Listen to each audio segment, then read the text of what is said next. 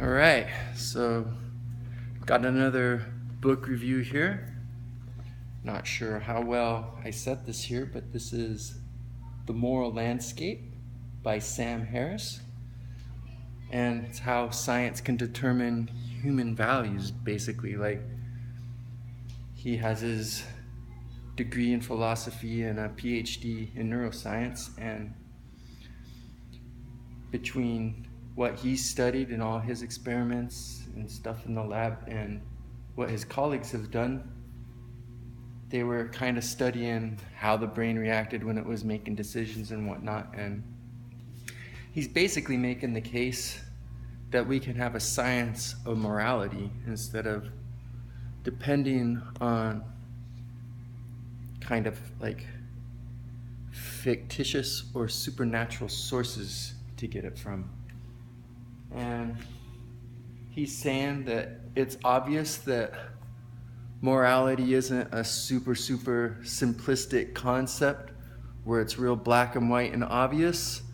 So it would be more like a science of health where we could lean towards what's better and go away from what seems worse. Like, I don't think anyone at this precise moment has a perfect understanding of human health. But we know that certain behaviors are bad, like running full speed headfirst into a rock is not good for your health. But maybe eating a lot of fresh fruits and vegetables is good for your health. And like waking up to cocaine for breakfast every day probably isn't good for your health. But taking a nice walk in the fresh air out on the beach may be good for your health, unless you're like an albino or spend too much time and get skin cancer. But in general, so this is how he's saying morality is too. Like, maybe like castrating your little girls isn't like really going the right direction in morality, regardless of what your culture or history is. And maybe like the golden rule is going the right way. And so it's a pretty interesting book. I found the beginning part really good, and when I was reading it, I wanted to share it with everyone and have everybody I know read it.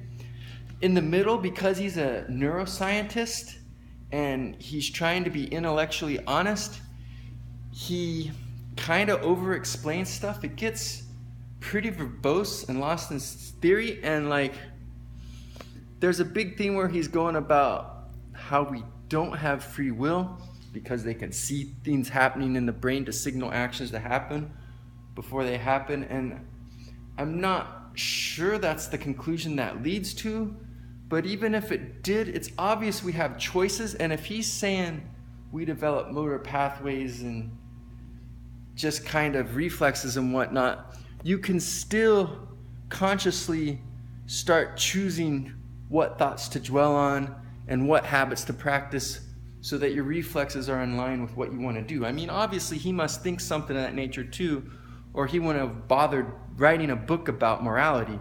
But I just remember kind of struggling through the middle of the book. It was wordy, and I didn't agree with everything, but granted, he's a neuroscientist with a PhD, and every time I see him on YouTube and stuff, I really respect him. He's a smart human being. So just like everyone else in the world, I could have some biases and false beliefs, but so could he. Just because he's super smart doesn't mean he's going to be right every single time. And so I'm open to the fact that I could be wrong, but I also open to the fact that just because he says something, I don't have to take it as gospel. Anyway, the middle of the book was a challenge for me. And then I like the part at the end where he's talking about criticisms and stuff he was getting when the hard copy came out. And he kind of addresses some of them real shortly, but then he like takes a better, more thoughtful criticism from someone he respects more. And that one he goes over more in detail. And that part of the book was really interesting. Anyway, I like the case he was making in here. I think it's spot on.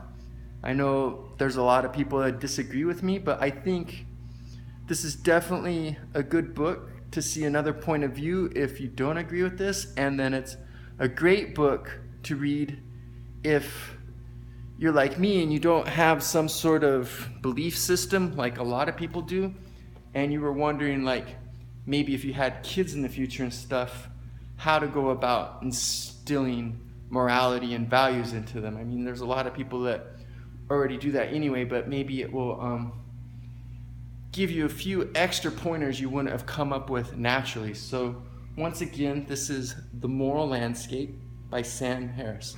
Highly recommended.